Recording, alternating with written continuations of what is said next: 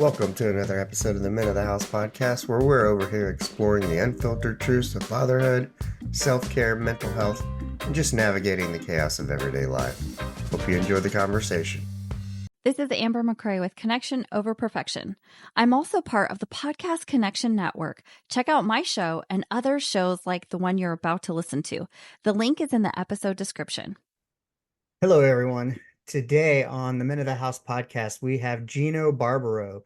He is both an entrepreneur and a family man, and that's exactly what I want to talk to him about today because as a podcaster, I guess you could consider this being an entrepreneur.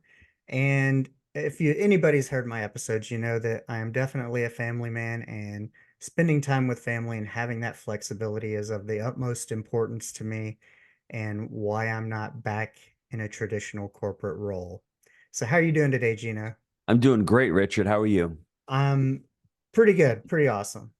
And especially better now that we're about to have this conversation because I know these are things that are important to me, and I'm guessing these are things that are important to my listeners as well.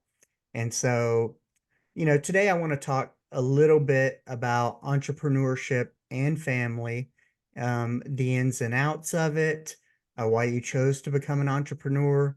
Is it better or worse for your family? Is the flexibility one of those things? How do you deal with the ups and downs of being an entrepreneur and how that relates to um, your family? Because, how you show up as the leader or man of the family, the father and the spouse, um, I would say I like to compare that role as kind of being the thermostat. Mm-hmm. Everybody kind of reacts off of you.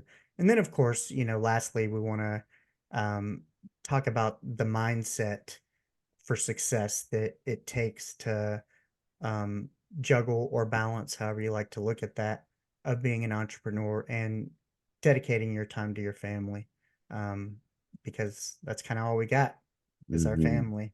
So give the listeners a little bit about your background, what you do. I started out my career in the restaurant business. My both parents were immigrants from Italy, Mm-hmm. and I grew up working with the restaurant with my dad. I graduated college a long time back, and I went to college to be a finance major, and I worked in corporate for a year. I sort of despised it, to be completely honest with you. It was getting on the Takes a sixth special train. person. Yeah, get on the 6 train going downtown to going down to John Street. It just wasn't for me. I just didn't like it. So I ended up buying a restaurant with my family, and I loved that. I enjoyed it for years, and I thought that was what being an entrepreneur was. Little did I know it. I was just really creating a job for myself. I mean, the first few years it was different. The economy back in the 90s and early 2000s was a lot different than it is now. You could have a small business, you could make enough money to afford a really great upper middle class lifestyle. But then things started shifting. All of a sudden, healthcare got to be more expensive. Mm-hmm. College got to be more expensive. Housing got to be more expensive. The Great Recession in '08 comes, and my father had passed away in '07. So I started questioning, should I still be here? Should I not be here? And at the time I had 4 kids. So I'm like, how am I going to, work more, make less? How am I going to figure this out? So I decided to start investing in real estate back in 2008, 2009. I met my business partner, Jake. He was a pharmaceutical rep in that restaurant that I owned. He was taking out orders and bringing them to doctors' offices. Oh, And he wow. was having that existential crisis also, Richard. He's like, I'm in New York. I'm just really driving around in corporate. I don't like the culture here. We partnered up, and in 2011, we started buying investment properties, multifamilies, apartments in Knoxville, Tennessee, because that's where he ended up moving. And since then, we've been able to acquire almost 2,000 units. We've done a pretty, as far as I'm concerned, pretty incredible job because this is coming from a humble beginnings. I owned one restaurant for 20 years. I couldn't Wow. scale it to any more than that. And when I met Jake, it was just a different mind shift. It was a different business. I just saw the opportunity, and we had a great partnership, and we just started buying and investing in multifamilies. And so that idea was kind of, it's funny you say that because I lived in South Florida in the mid 90s and early Mm. 2000s, and I actually cooked in restaurants. So I'm very familiar Ah, with the culture and whatnot. And I was a healthcare administrator. I ran 2 ambulatory clinics, so I'm super familiar with pharmaceutical ah, reps ah. coming in. And sometimes you're the guy going and picking up the orders for the doctors to have lunch as the manager. It's So, horrible. I mean, like, there's no scale to it. And when you talk about restaurants, one thing the restaurant did teach me was there's hard work. There's no such thing mhm, as the 4-hour work week when you're an entrepreneur. It's very difficult to get to that level. And to be completely frank, if you love what you're doing, you're not going to want to work 4 hours a week. I moved to yeah, Florida in 2016. I could have retired here. Instead, I created Jake and Gino. I actually like what I'm doing. I mean, if you're an entrepreneur, I think that's the ultimate goal, to find out something that you really enjoy doing and to try to stick with it and not think of what everyone's talking about online, where let's scale it to the moon and let's sell it and flip it and then start over. That works for some people. But then after they flipped it, they've got a pile of money and they don't know what to do with themselves. They're not happy anymore. And then on to the next venture. So there's a little bit of a fallacy when we're talking about that. So just be careful when people are talking to you about scaling. Being an entrepreneur is awesome, but it can be very challenging. It can be very lonely. And what you had mentioned about family, I want anybody listening to this, if you want to have a successful family, you need to treat your family as if you're running a business. It's very similar. You have a family mission statement, you have family core values, you have family rhythms, cadences of accountabilities, same thing you have in your business. I didn't have any of that when I ran the restaurant. That's why I only had one restaurant for 20 something years. As I started scaling my portfolio with Jake, it's like, okay, we've got a real business here. How do we scale it? And learning all of these different strategies and techniques and systems and processes, I'm like, wow, I should be implementing this stuff in my business and into my family. And they're very, very similar to both of them. oh wow. That's I've never really thought of it that way, but what kind of struck me in the beginning was, we talked about the restaurant and you had one restaurant and then you moved to these family units. And was it do you think if you'd had the knowledge before, do you think you would have scaled the restaurant and maybe did more restaurants? Or do you think that was really even, I mean, now that we know with COVID and everything that's happened, that probably wouldn't have been the best bet.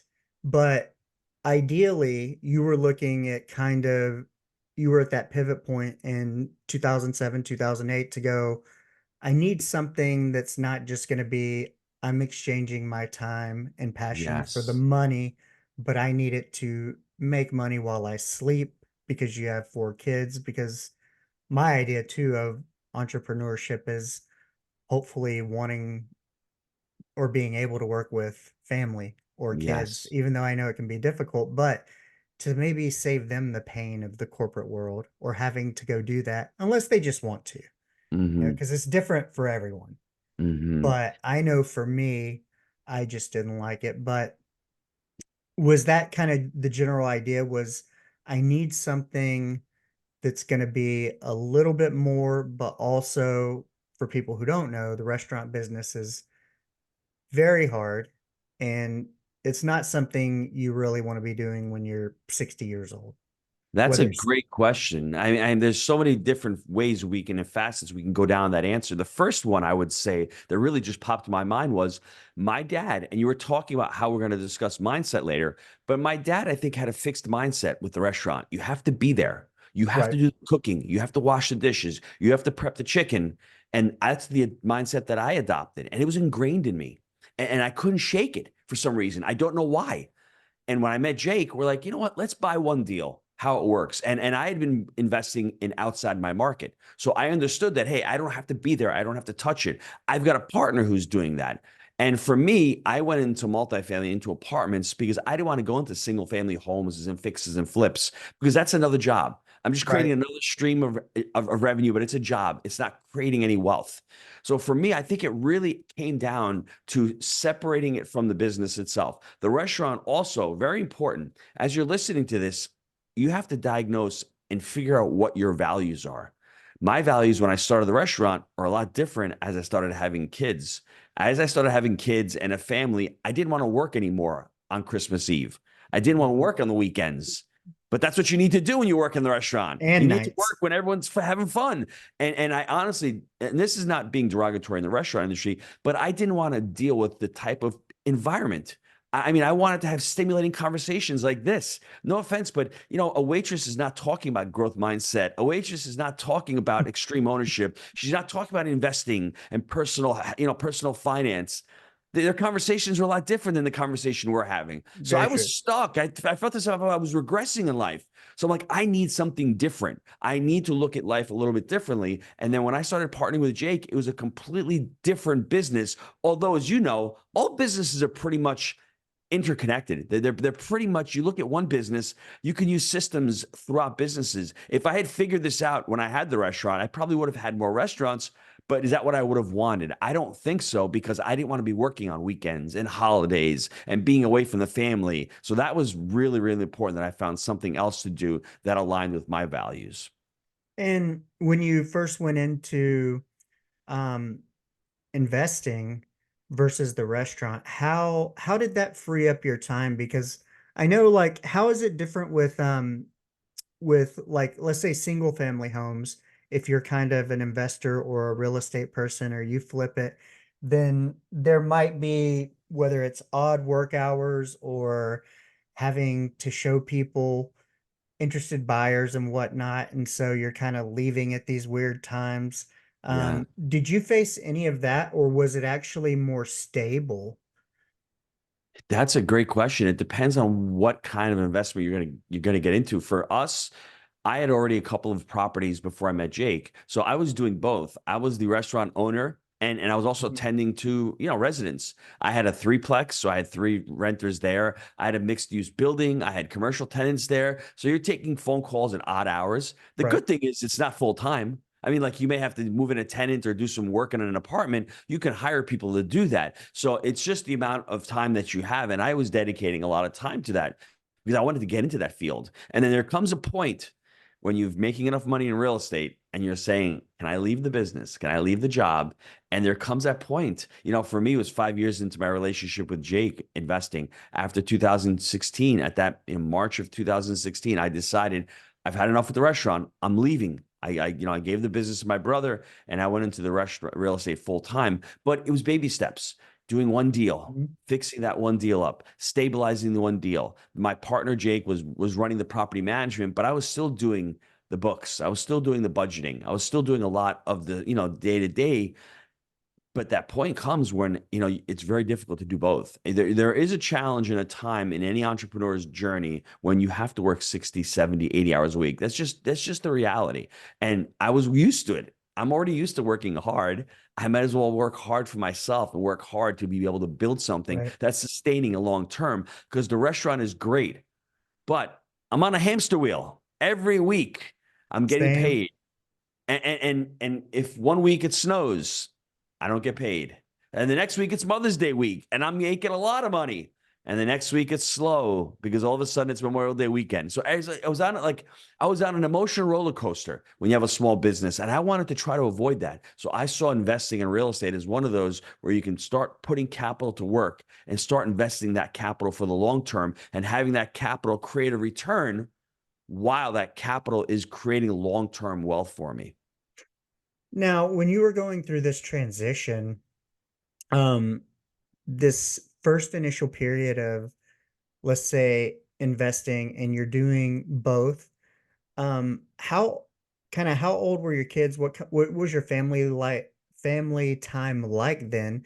But also, did you was your wife supportive, family supportive? Because I know, like, to make it that 60, 70 hours a week, it requires you to kind of be gone a lot, juggle a lot. And I know that that's probably, it's difficult unless you have a supportive wife. How was that conversation, and how was the support there? The conversation was pretty easy. I told my wife, I'm in pain right now. I don't want to be here anymore. I'm afraid for our future. I'm afraid that I won't be able to provide for you. I need to do something else. Now, my promise to you, Julia, is that I'm going to work my ass off. I am not going to take our savings and just willy-nilly invest it and lose it. I'm going to really put in the effort. I'm going to go out. I'm going to join mentorship groups. I'm going to invest in my education. I'm going to find my partner, Jake, and I'm going to really learn this business really well. And she was really supportive from day one. She saw what I was going through. She was a stay-at-home mom. We homeschool the kids. So I had, at the time, I had 5 kids. Now we have 6.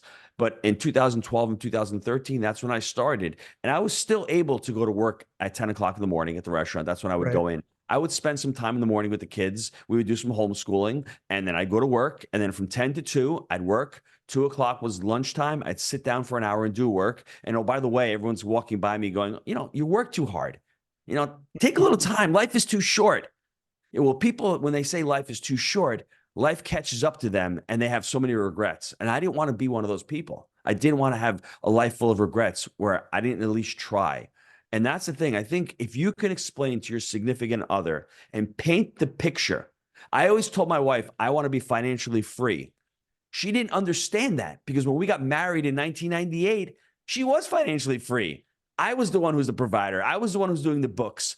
She didn't understand that money is a tool. She didn't understand that, hey, if we want to buy a house and have your mother move into the house and I can pay the rent for her and we can go on vacation and I can get kids braces without having to stress about money. That's the real reason why I wanted to, build a business and create wealth. It wasn't to go out and buy toys, and we were on board with that. But once I painted that picture and I sat down and I had that conversation with her, everything changed. And I will guarantee you, if you're listening to this right now, sit down with your spouse and really have a heart-to-heart conversation about what their thoughts of money are, because I'm sure that they probably grew up a lot differently than you did viewing money. My wife came from a single family household. Her mom was divorced at a young age. Her mom made money and her mom spent money. There was no saving. There was paycheck to paycheck. They didn't really value money. They didn't have any, I don't want to say the word respect, but when there's no respect for money, it's just loosely gone. Right. I was completely different. I was raised with that investor, saver, immigrant mindset, saving for a rainy day. So when I saw her spending or what I thought was wasteful, it would really upset me. And when she saw that she needed something and she wasn't, not allowed to get it, but we were having an argument about that, I didn't understand the dynamic that we had. So if you're listening to this, have that heart to heart. Try to get on the same page. It can be challenging, but if you have those open and honest conversations and you start planning with your spouse and you start having weekly meetings with them and really make it intentional and really try to create a plan what you want to do with your money, with your life, with your future, it'll make things a lot easier. Oh, wow. Yeah, it kind of reminds me when you were talking about applying business principles to your family, almost like when you have to have that staff meeting. Yes. And in some big corporations, they actually require it. And it's funny because I wasn't always a super fan of it then, Yes. Same with but Jake. Jake was the same way. Jake hated core values. He was in Glaxo. He's like, I hate this company stuff. And now he's one of the biggest proponents of culture, enduring organization, the core values, the mission statement, the yeah, quarterly reviews. He's all about that now. But when he was going in, he's like, this is nonsense. And I'm going to promise you, I guarantee you, we started doing weekly calls, me and my wife, probably a year ago, and we don't stick to them every week, but now we just bought a farmhouse last week. And it's amazing when you sit down and you block out time in your calendar, make date night once a week, have a weekly call about what's going on with the family. Oh, we've got volleyball this week. Oh, we're going to plan a vacation 3 months from now. Oh, we're fixing the house up. Who's going to be home for the guy for the refrigerator? All of these things build up. And then what happens is you might miss something because you didn't have this weekly call. And then you explode. Like you say, what people say is about them. What you hear is about you. So you have to really be understanding where you're coming from. And if you have everything mapped out and you have that foundation and you have that open communication and that open dialogue, it makes being married a lot easier and a lot more pleasant. how during this time, especially when you're growing and transitioning from those long hours, where you're like, I'm finally going to leave this and full-time this. And I know that there had to be a point where financially it made sense. Otherwise, you wouldn't have done it. But when now all your eggs are in this one basket, when there's ups and downs, like with any market, especially real estate, how did you deal with, did you get anxiety? How did you deal with it? And how did you deal with it as a couple, as a family, when you have ups and downs in entrepreneurship? I really have a really amazing wife because in 2017, we decided to move to Florida from New York. Mhm. And I was trying to downsize living in New York is a lot more expensive. If I can move to Florida and downsize. And she said, let's do it. I was pulling her away from her entire family. I needed boundaries. I needed to leave the restaurant. I needed to find myself a new identity. I needed to reinvent myself. And she said, we'll do it. And she said, you know what? If we fail, we can even move back up to New York and we'll move into your mom's basement. And when you hear that, when you hear your spouse give you that kind of support, I mean, there's no failure. I mean, like, I'm gonna run through a wall just to not fail. I mean, like, she's got that much confidence and that much in me that there's just no way of me failing. And there are ups and downs, and that's why you can go into the personal finance, have money set aside, but it really comes down to we didn't really expect and want a lot. So it's not like I needed to make a lot of money. I just needed to make an X amount just to be able to support the family. But I knew that she saw the pain that I was in. She saw that I needed a reset. She saw that I needed to leave the family. And it was probably one of the best decisions we made, leaving New York and coming down here. And there are ups and downs. And I would tell anybody listening to this right now, what pulled me through and what really helped me with entrepreneurship and getting to learn myself and getting to know myself even better was becoming a life coach. I actually went to life coaching school back in 2014 and talk about personal development. I didn't do it to become a life coach. I did it to learn all the skills that a life coach is supposed to have, whether it's an empowering question, whether it's listening, whether it's goal setting, all of those skills. And they all worked on me. I needed that kind of growth at that point because I was sort of stuck. And she would make fun of me. And then one day she's at an event because she's like, what's a life coach? She's at an event and I'm speaking this real estate uh, meeting. I'll never forget it. After the meeting, few people come up, they got tears in their eyes. They go to my wife and they're like, thank you for sharing your husband. What a gift and all. And she's like, what do you do? And I'm just like, I'm a life coach. And from there on, she was just completely bought in. She actually went to get a certification as well.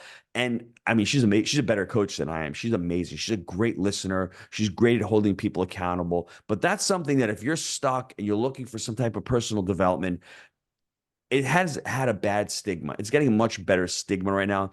Mhm. But really the coaching aspect of it, working on yourself, that personal development will really help the relationship. I mean, all you need to do is really listen to your spouse. How many of us on this call right now actually sit down, lock into your spouse, and really intuitively listen to what they're saying? Not just hear them randomly or the phone's going off or you're listening to the music, but really sit there and listen and give them the space and don't judge them and just let them talk.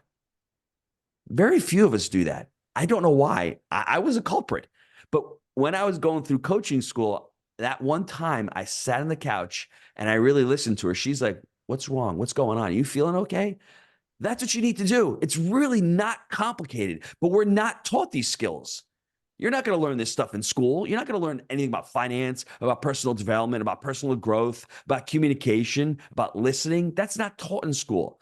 I had to go reach out and find it at life coaching school. And to me, completely revolutionized my life. Wow. I almost got chills just hearing you say like how supportive your wife was. Cause I mean, my wife is equally supportive and Mm, I have no idea where I'd be without her. that's But right. That's right. I know I wouldn't be where I'm at, nowhere near. I'd probably be a bum. Um, but how also, for anyone who's interested in kind of that life coaching, like you said, you did it for yourself, but clearly it opened up a different line of communication with your spouse. How did it impact your parenting and your relationship with your children? Ah, that's a great question. I mean, it affects every aspect of your life. All of a sudden, you start by reevaluating how you've been parenting them.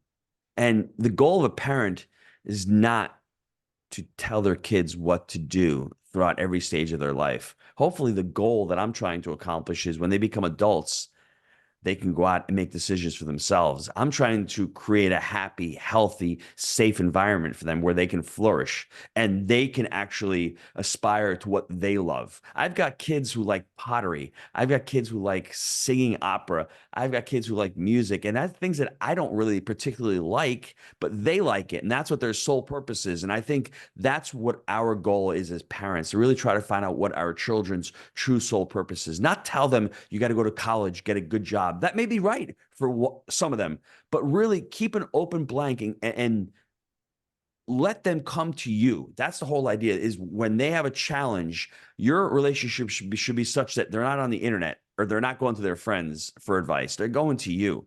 And how do you do that? It's by really listening, by asking great questions. Not how is your day today at school? Tell me one thing you really enjoyed about school. Engage with them, but you got to listen to them. And you can't always be there telling them. And one last bit of advice that I would say is learn how to say sorry.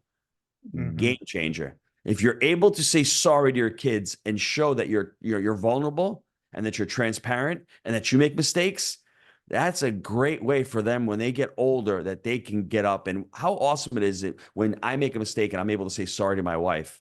Okay, so now my kids see that. So when they're in relationships, they'll be confident enough to say, hey, I made a mistake. I'm sorry. That goes so far in a relationship, and that can really change the dynamic of a relationship. Yeah, I've even noticed with my daughter as I've become more self-aware and done a lot of self-work, Hmm. just myself even saying, like if I say something or just act impulsively in the moment, um, I apologize, tell her I'm sorry or whatever. But then I've noticed when she does the same, she's even gotten to where maybe if she wasn't her best self, I can remember her saying, "Tell mommy I'm sorry. I didn't mean that." Even though she Hmm. hasn't fully been able to say it herself, she was never even it was never even on her radar That's to right. consider herself a culprit, maybe of the issue. And so, because I've always thought, you know, yes, they're your kids, but they're also little people, little humans. Hmm. And the idea is to raise good humans, better humans when they're adults, that they're good people and they go out in the world and they're kind to people and they make a difference and they do things that matter. Um, Not just kind of directing them through, keeping them within the coloring lines. Yes. You And got to let them make their mistakes. but you're teaching them emotional intelligence. I mean, think about it. It's really difficult for a 14 or 15-year-old to actually say sorry. It's difficult because there's a stimulus and a response, as Stephen Covey says. You get stimulated, you get mad. As you become an adult, that response is really delayed and extended. And the longer you can delay it and extend it and come back with a reaction that is not just emotional, that I think highlights the level of emotional intelligence. When you're younger, you see these college kids, they get triggered. Let me tell you, you can't get triggered. It's not possible. Just because I'm wearing a red hat or I say something that may offend you, you have the ability to take that any way you want. You're triggering yourself. So as you get older, you'll be able to understand that. And if you have your children that are younger, they'll be able to develop that emotional intelligence and those responses. That's a game changer for them. They will be able to have an amazing life and amazing relationships with others if they can develop that skill. So with your life coach, now, do you do life coaching and kind of investing real estate coaching, or are they separate? Are they one? Is it kind of, how does it work? I'd like to say they're separate, but they're really not, because I can teach you how to do a cap rate. I can teach you a cash on cash return. It's really 80% psychological and 20% mechanical. So I have a lot of students, and our community has coaching business. We have our coaches Uh-huh. are teaching you real estate. But at these conferences, it always comes back to mindset. It always comes back to personal development. It always comes back to fear and overcoming these things. It always comes back to setting goals, right? It always comes back to systems and processes, which has a lot to do with the personal development. Now, for me, I like to play in both, because really consulting is more of what we do with real estate. I'm going to consult you. This is how you go buy a property. Right. Do this, this, and this. Coaching is more like, I'm going to ask you a question and you're going to answer the question. And I'm going to keep asking questions. And you're like, oh, I never thought of that. So it's really just letting you have that space when you talk about life coaching. But I think if you can blend both of them in any venture, it's really important to understand, why are you buying this multifamily? Why are you investing in real estate? Is it because you just heard it and it's the next best thing? Or is it because you really want to do this and build a business and get out of what you're doing? Well, let me know what that sounds like, what that feels like. How does that look 3 years from now? And then you start asking those questions, and then you can start developing those SMART goals, as we like to say, because it's no sense in developing a goal to do something if that's not really what you want to do. I'm not going to tell somebody to go buy something in real estate if ultimately they just thought it was a good idea and someone else is doing it. But is that what you want to do? And that's the Right. important thing. Figure out what's important to you. Because it's almost like the real estate could be anything that an Yes. entrepreneur wants to do, but the coaching, the mindsets, the systems, the dealing with the adversity of being an entrepreneur is kind of standard, whether you want restaurants or you want real estate. You're going to same Absolutely. challenges. Yes, and it really, I mean, my wife has become a high performance coach. Hmm. We went to a brand new Bouchard event last year in September. And high performance coaching is amazing. It's very structured. He's got a great system there, and she incorporates that. Because when you tell people I'm a life coach, yeah, but I'm a high performance coach, it's basically the same thing. Hmm. It's just marketed better. Burchard's a great marketer, so he's found a great terminology, but it's the same thing. And with life coaching, you're trying to perform at a higher level as a human. What does that look like? We all want different things in life. So figuring out what high performance to you means is one thing. I want to run a marathon. I want to lose 30 pounds. Well, why? First of all, I want to buy a multifamily. Let's figure out why you're doing that. And then there's certain habits that you need to adopt that'll help you hit that goal. Wow. Yeah, makes perfect sense. What do you enjoy most about what you're currently doing? Um, Both business wise and family wise, because I'm guessing you and your wife, with her being a high performance coach, you're able to have some of these great discussions that keep you guys Yeah. connected. I love talking business with the wife. We have a podcast together. It's called the Julia and Gino Show. Oh, wow. We've interviewed Dr. Gary Chapman 3 times. We've interviewed JP Sears, Michael Franzese, Kevin Sorbo. We've interviewed some amazing Awesome. people. Yeah, so it's a lot of fun. It's a great dynamic. Getting ready for that and having that conversation is awesome. She's written 3 kids' books. I mean, amazing. We're flipping a home right now. Well, actually, we bought a farm and we're renovating the farm for the family. So I think there is really no balance in life. Whatever you need to get done at that point in time, it gets done at that point in time. The kids come to my events, so they're part of my events at Jake and Gino. So they come to the events and meet a lot of the students. I think for us, when you look at it, we don't want to separate one from the other. It's just, I Right. don't think we have to. I think it's just when you enjoy what you're doing, it spills over into your family. I used to be a grumpy guy. I used to hate being at the restaurant. The kids would come, they'd come and eat, they'd come and hang out, but it wasn't the same thing. Now, when I come home, I'm energized. I want to talk about what I'm doing. I want to get their opinion. I want my daughter to help me in an Instagram reel. I want my daughter to do some videoing for me. That's a lot of fun. It's engaging for her and it's engaging for me as well. And we get to connect on that level. That's kind of with the podcast. My 10-year-old daughter, she, hopefully in a couple years, it's to a point where, this is to become a family operation, Yeah. because she goes to an arts academy and they do graphic design and digital art and everything. It Fourth and fifth grade. She's about to be done with fourth grade. So, That's awesome. the students write plays, they run the sound for all the plays. Hmm. Um, and like you said before, it's really about, they didn't have art school in 1993 when I graduated. They didn't. Yeah. Now they have all this, and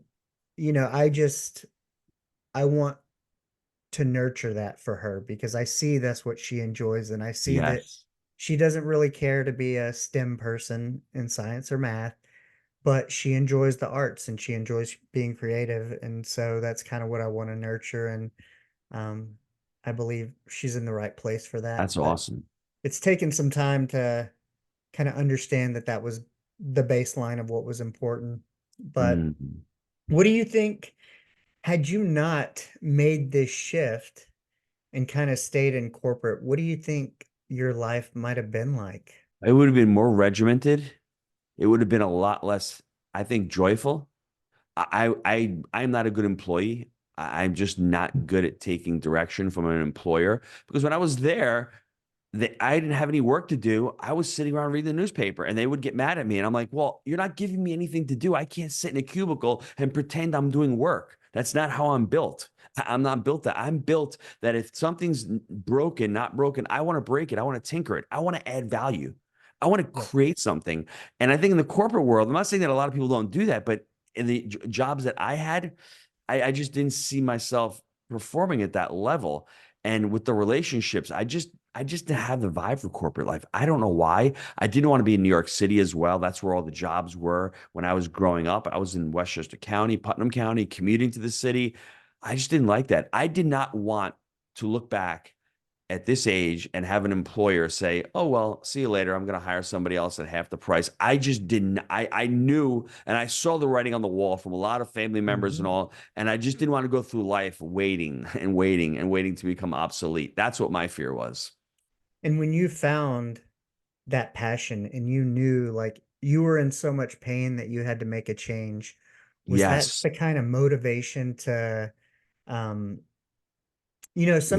some people like when they're at a corporate thing, like you might have a spouse that's like, well, there's no way you could be an entrepreneur because you're lazy. You don't even want to go to work. Well, the problem is some people don't want to go to work there, but when they find Yes. something they log on to, they have Yes. no problem creating their own discipline, their own schedule, working for 10 or 12 hours straight. Yes. Did you find that to be true for you? Tony Robbins says that you're either moving away from pain or you're moving towards pleasure. And I was absolutely moving away from pain early on. Look at if you're pretty uncomfortable in your life, but you're okay, you're not really going to take action. If you're miserable, you've got to find something out. You got to figure something out and figure it out real quick. I know that I don't want to say leading a sinful life, but I was being a little slothful. And I knew that God created me for something better. I just Right. knew that. I knew I had two great parents. I had a great foundation. I'm stuck here washing dishes. I know that I'm better than that, but I'm still in the situation. So I used a lot of pain to motivate me. Anger sometimes really works. The problem is you don't want to stay angry for the next 4 or 5 years. Right. You want to ultimately move towards pleasure. And that's what ended up happening once I left the restaurant, once I got into coaching school, once I got into creating the Jake and Gino platform and I started investing in real estate. All of a sudden you move towards pleasure and you get energized. And for any spouse to tell their other spouses that they're lazy and all, that's painful. That will actually push somebody away. The better question is, you know, why are why are you acting that way? What's the job doing to you? And let the spouse open up and go, I really listen, I hate the job. I hate my boss. I hate working at somewhere where there's no future. Oh, okay. So then the next question is, what do you see yourself doing? What do you like? Because we can go so easily to what we don't like. Because when I was at the restaurant, I would always say, I don't want to be here. Well, Gino, what do you want to do? Not this. Not a good answer. What do you want to do?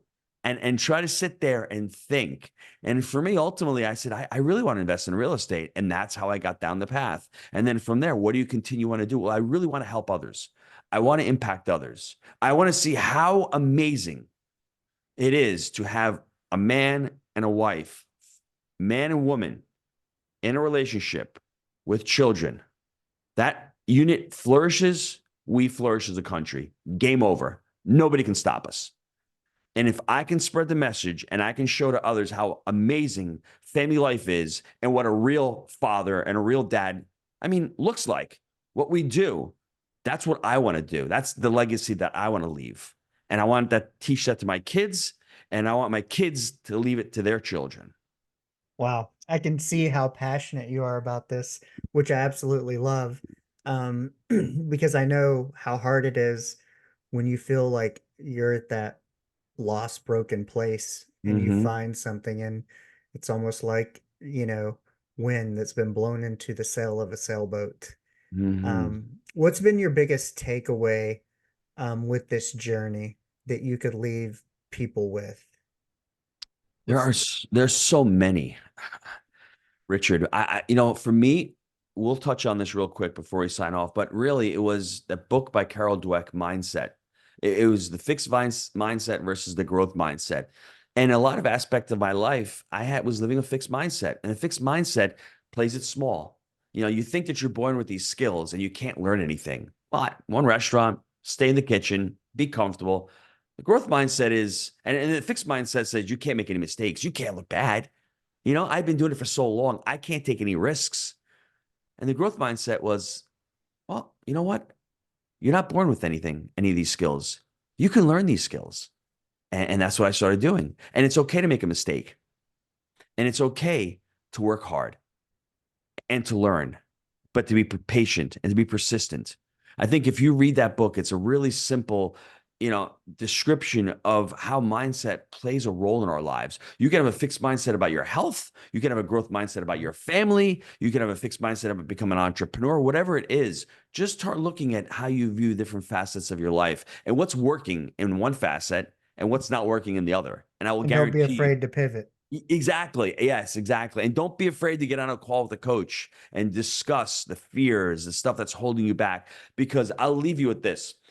Everyone thinks that everyone else has got it figured out. You go on Instagram, everyone looks beautiful. Everyone's got these beautiful studios and they sound great and they're closing all these deals and they're making millions of dollars.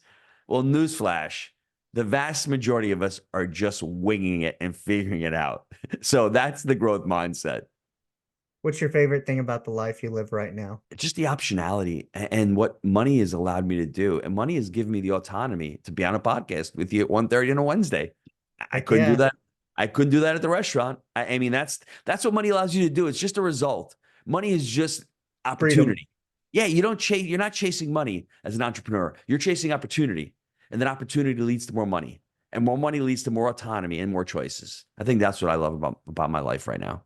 Oh, that sounds awesome. Because I think about the freedom I have, the ability, like when we hop off here, I'm going to my daughter's awards ceremony at her school. That's Went to awesome. her field day yesterday, and then had a podcast interview afterwards. And it's that flexibility and the ability to see my wife in the middle of the day, go see my father, see my daughter, attend her events. It's hard to put a price on that, That is awesome. and that's kind of what I look forward to. And I can tell hopefully other people out there who are considering something, it's about the freedom, not necessarily the money. Like you said, the opportunity that it creates and that flexibility. So, well, thank you for your time today. I think it was a great conversation. I think there was a lot of nuggets of wisdom that the audience can get out of this conversation, especially around entrepreneurship and family, and most importantly, mindset. And I had no idea you were a coach. I thought you just did the real estate thing. So I actually learned something extra about you, and I think that's really cool. But it makes perfect sense. And I had a great time talking with you today. Thanks, Richard. Appreciate it, brother. All right, man.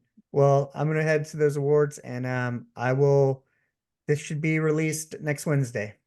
Perfect. Good. All Send it right. out to me. I'll get it all over. I get it All on right, man. social media. All Thank right. you. You have a good fun. one. Thanks. You too. Bye. Bye. Well, you've made it this far, which means you're probably a super fan of the show. That's amazing, and I really appreciate your support. To keep up with all the latest updates, make sure you're following the show on social media. You can find all the links in the bio. And if you've been enjoying the content, I'd be so grateful if you could take a minute and leave a review. It really helps us reach more people who might love the show as much as you do. Also, don't forget to tell one friend about the show as well. Word of mouth is the best way to help us grow. And if you're feeling extra generous, check out the link tree in the bio where you can find a link to donate. Every little bit helps me keep creating the content you love. Thanks for being an awesome superfan. I couldn't do it without you.